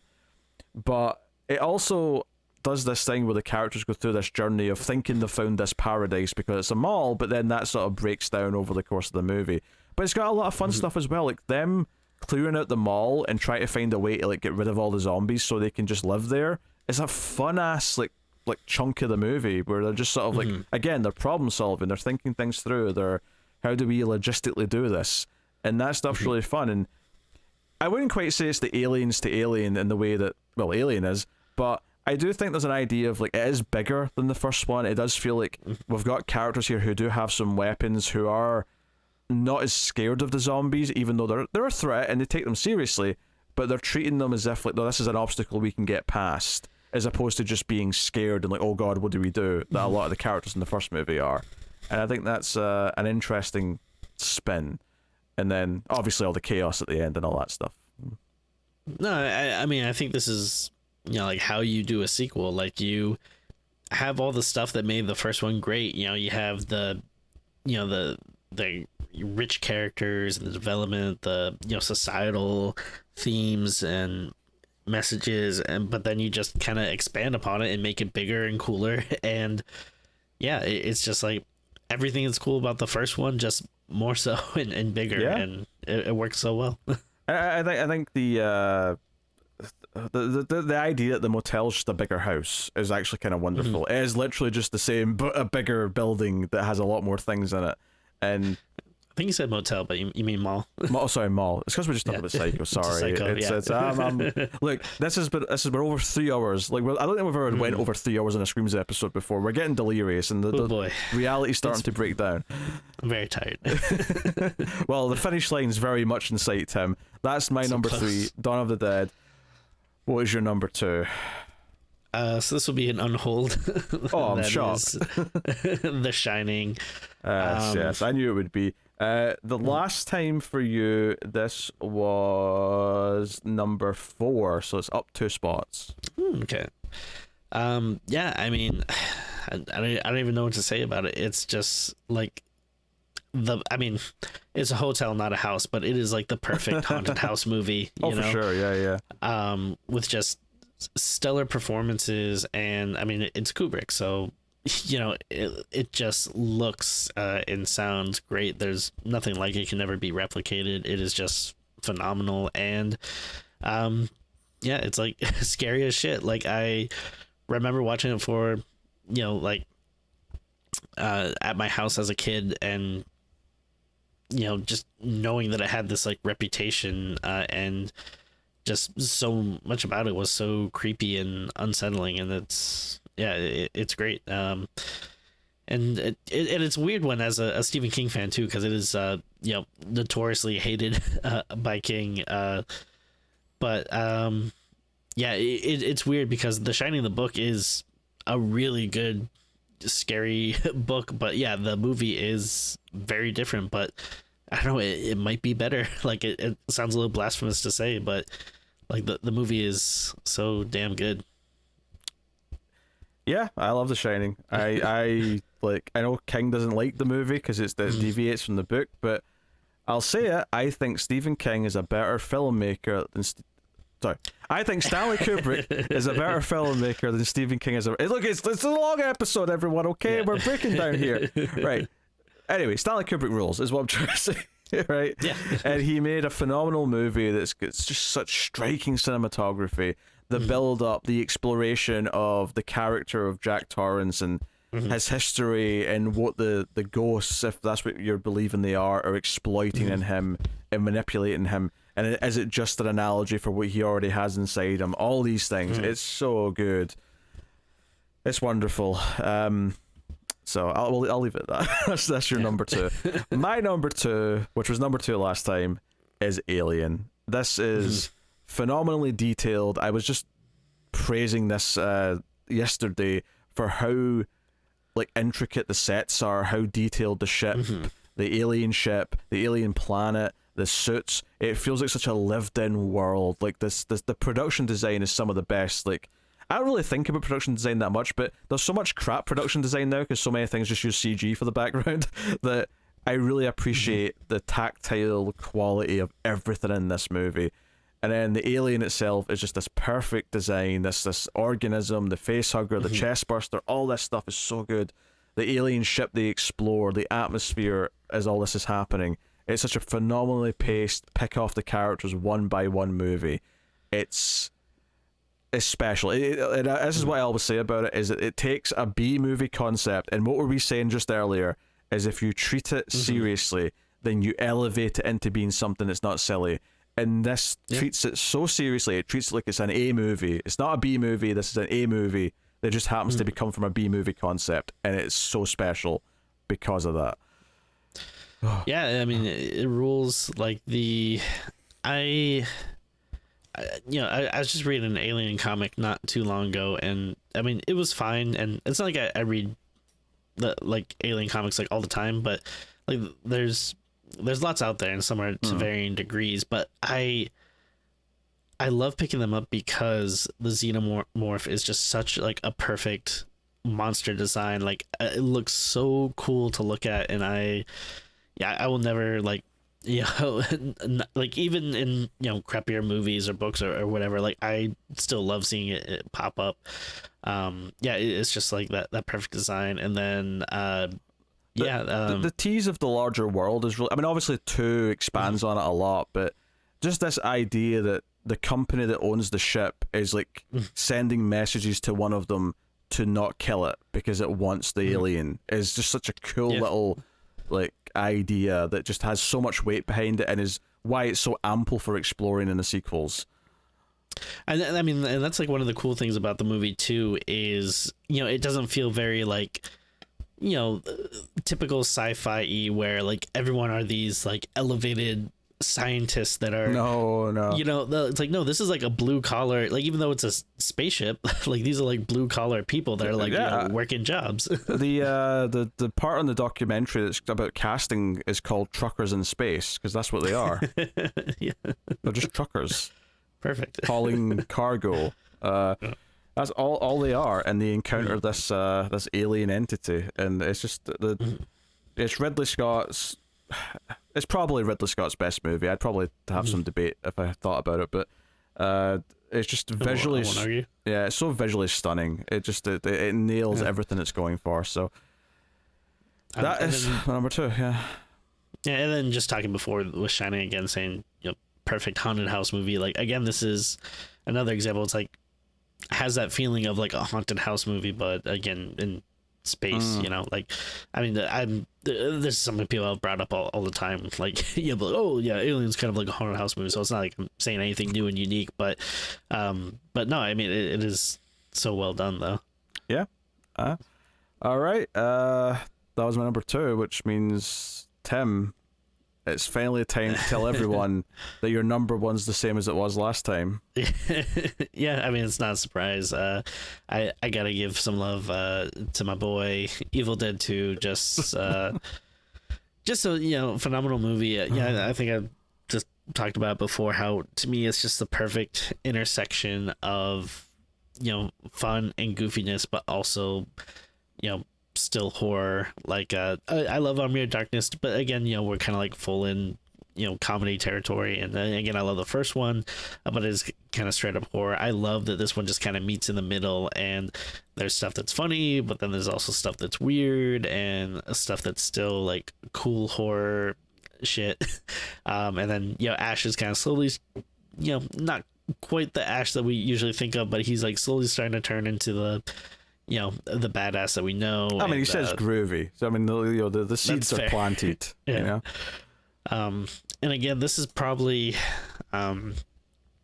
believe it or not, Letterboxd wasn't around when I was a kid, so I don't keep track of like everything I watched all the time, but like this is probably got to be the movie I've seen the most, like because I feel like there was a period in high school where I'd watch this like once a week or something. Like it was just such a cool, fun movie that I just really glommed onto, and Ash is such a cool character, and the effects are so great, and so many fun, memorable moments. It's just a blast. It's by itself, it's a good movie, but it's also the one that probably I have, one of the horror movies I have the most like nostalgia and love for. So can't really beat it for me. That's very good. I mean, I had it low on my list, but I did have it. Like, it's a very good movie. It's got all these iconic moments. It's really fun to watch. The more comical side of this franchise kind of come out, where it's Ash fighting his hand or fighting a skeleton or fighting whatever. Like it's all really entertaining. So I always think of the phrase now where I want to say maybe it was like Edgar Wright that said this or something, but I saw like some interview where someone was talking about how most more horror movies are about like people getting picked off, and this is like one horror movie that's about someone getting picked on, which I thought was just such a great way to distill it. Like it's so fun just seeing this one guy and the person picking on him isn't the demons, it's Sam Raimi. Like he loves torturing his best friend. Yeah, I'd never heard that phrase before. That's quite good. All right, well, my number one, to wrap up this, is also the same as my number one from last time. It is the original Halloween, which is my favorite horror movie of all time. It is perfection. It is the cinematography. It's the pacing of Laurie walking over to the house when you know what she's about to find. It's Michael appearing in the background. It's that perfect mask. It's the staging of these moments. It's the idea of him being just this, like, there's no reason for him to be this evil and be this killer, but he just is and always has been. It's, and obviously the main theme and all the other reasons. I feel like I've talked about Halloween so much at this point, between all these top lists, between reviewing it on the show. I did a commentary once upon a time on Patreon. These things I've said them all. I've analyzed it to death. So I'll just say it's like just the purest horror movie to me. Of like everything else I like kind of bleeds out of it in a weird way. So Halloween. Yeah, everyone deserves one good scare. Everyone deserves one good scare. Yeah. Well, actually, just to wrap up before we go, I do want to just reveal all the things you had on your list last time that you didn't this time. Oh, okay. So these are the snubs, right? I'll do it for me as well, but I've got yours set up because I knew what your number one was going to be, so I just sort of set it up in advance. Okay. So I'll do them in order that they were in last time. So starting with number 100 last time and then going up to whatever the highest one is. Okay. Your number 100 last time was Leprechaun, which, hey, Leprechaun didn't make the list this time. Bit of an oversight. Oh, is it? Or you just know deep down it's shit and you know it doesn't belong.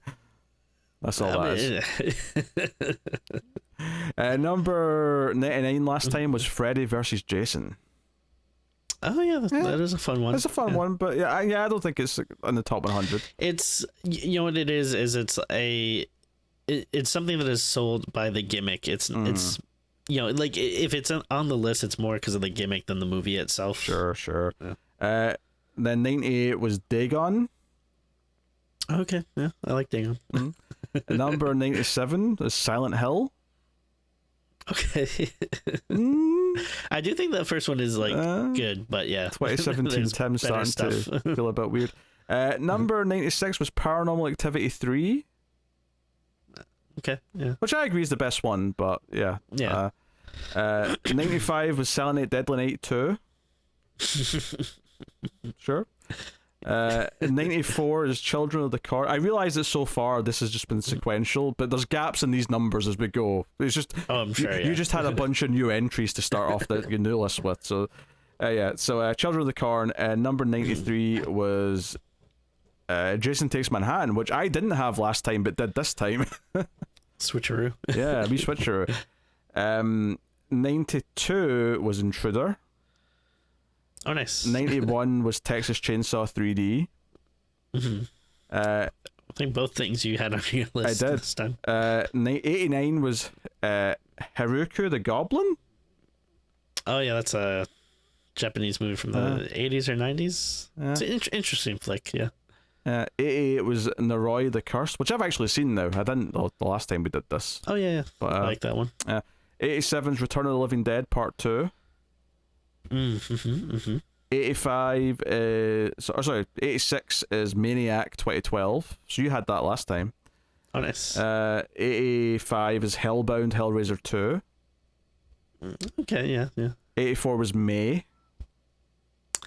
Yes, I like May. Oh, very good. 83 is The Brood. Oh, okay. An interesting choice. That's code for, what was I thinking? I was an idiot. That's what that is. Number 82 was Krampus. Yeah. Was more in a Christmassy mood. Apparently. 81 was The Hills Have Eyes. 80 was Vamp. I like Vamp's one. 76 is Insidious Chapter 2. Oh, interesting. Okay. Again, I feel like you're saying interesting is like a nice way of saying, really? Okay, 75. So we're jumping. We're jumping a little bit now. Is Creep. 71 Phantasm 2. Fun movie, yeah. 70 Tales from the Crypt. That like the what 70s one? Or? Yeah, the 70s movie. Okay. Yeah. 68 Southbound. Oh, I do like Southbound. Yeah. 67 The Eye. The Eye's fun. The original one, not the American. Oh yeah, obviously. 63 is Cat's Eye. Cat's Eye is really good too. 62 is Invisible Man 1933. Oh, okay. There you go. 60 Sleepaway Camp. Classic. 57 is 1408, which, by the way, I've seen this since last time. It's shit. What were you thinking? No, it's not shit. It's terrible. 1408. Oh, it's really good. It's absolute garbage. I will not go along with this. 56 was Cemetery Man. Oh, fun! I believe that's about to get a nice Blu-ray release. Oh yes. Well, it can go in your not quite in your top 100 shelf anymore. 52 is Martyrs. 50 was Inside. Okay, yeah. French Extreme. Yeah, 48 is Black Sabbath, the Bava movie. I was thinking about whether or not I should put that one on. 47, The Conjuring. 46. I'm surprised this didn't show up actually. The Devil's Backbone. I need to watch it again. It's been a while. Oh, fair. I remember liking it, but I don't have as much of a memory for it. Yeah, that's fair.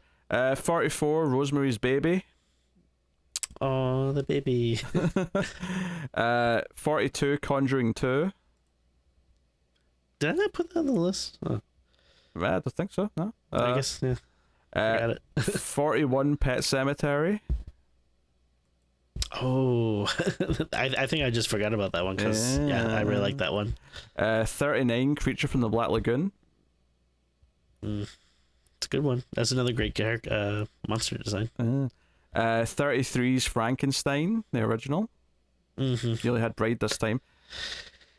I do like the original Frankenstein. I think I just like, well, I already got Bride on there.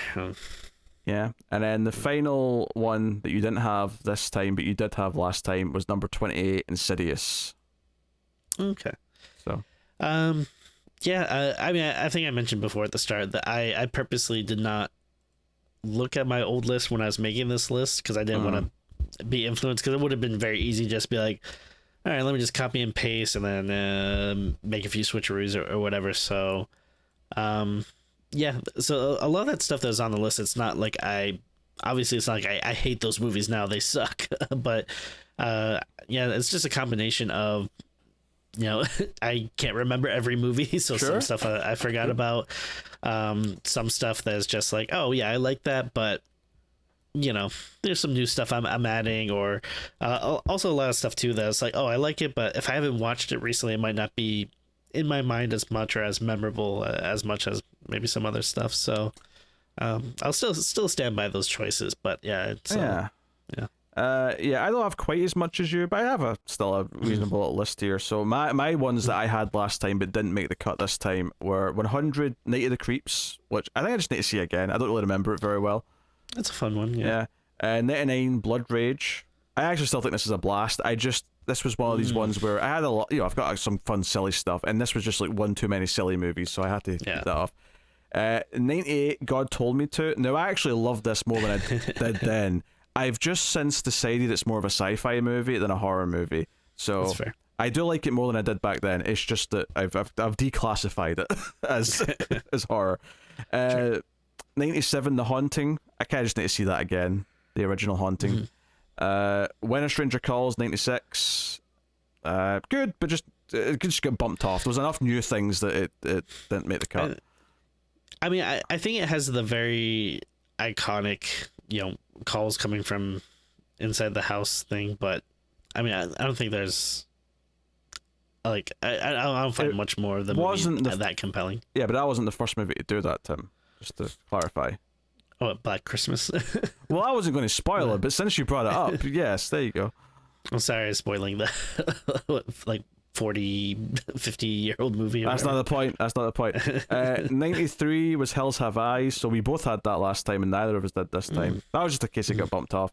90, I had The Vagrant, starring Bill Paxton, which I still like a lot, but it's been a while since I've seen it. I kind of need to refresh my memory on it. I actually saw that kind of recently. That's a pretty fun movie. Yeah. It is pretty fun. 89, Puppet Master 2. Yeah, I think it's right that this didn't make the list. I don't think this is, I still had fun with it when we watched it for the show, but it's like, it's not actually that good. 88, Halloween 2. Still like it. It just got bumped off because there's just new things to bump them off. It just means my top 100 stronger overall, I guess. 87, Slither. I think I need to see that again to see if it's still kind of worth it. Martyrs I also had last time at 86. 83, I had Terror Vision, which is still really fun, but it just had to get bumped off because new stuff. Same with 82, New Year's Evil. I still have a lot of fun with that movie, but again, I had enough silly ones that I couldn't really justify it. 79, Friday the 13th Part 3. I still have fun with this, but I think my Friday the 13th rankings shuffled around a little bit. Like, I like 8 more than 3, and 8 made the list this time and 3 didn't, so there you go. 76, Conjuring 2. Interesting that we both seem to have went off the Conjuring movies a bit. 75, Southbound. I also had that last time, but not this time. 74, Army of Darkness, which you still had, but it's fallen off for me. 72, Shaun of the Dead. I don't know, I just didn't feel like having it there this time for whatever reason. I had other things that were more interesting, I thought. 64, The Strangers, which I still like, but just bumped off, basically. 63, Split. Still like, but, just didn't feel as hot on it. 56, Dark Water. I just need to see this again. I loved it when I saw it originally, but I was a teenager. I need to revisit it to see if it still belongs high up, because it was in my 50s last time. And the highest movie I had was 53 from last time. That's not on my list this time is Don't Breathe, which when I looked at my list, I went, I like that movie, but that feels a bit high. So it ended up not making the list. So I thought that was interesting to check. But I went through it as quickly as possible because I realized we're ready to go. It just goes to show you, though, that these lists, they're living organisms. They grow, they change. They're not just firmly built in place. They're malleable. They're malleable, yes, and sometimes you admit that Leprechaun's shit, and you don't put it on your list. I would never admit it. I mean, but maybe it's like 101. But it's there to be admitted, though. No, I would never admit that. When you say I would never admit it, that implies that it's true, but you're just never going to say it. No, I would never admit that. I would never admit that. I would never admit that either. I'd never admit that. All right, this has been a saga. It's been an odyssey. This was the final part of our top 100 horror movies. Thank you very much for joining us. You can support all the content over at patreon.com/MailFuzzTV. We'll see you pretty soon for our first Christmas episode. We'll have a couple of public Christmas episodes and a bonus Christmas episode on Patreon. So join us for those. But hopefully you had fun with the countdown. And you enjoyed all 3 hours and 30 minutes of this crazy episode. But that is us. We will not be exceeding 90 minutes again for quite some time, I promise you. So thank you very much for joining us. We appreciate it. Keep watching horror movies, and we will see you next time.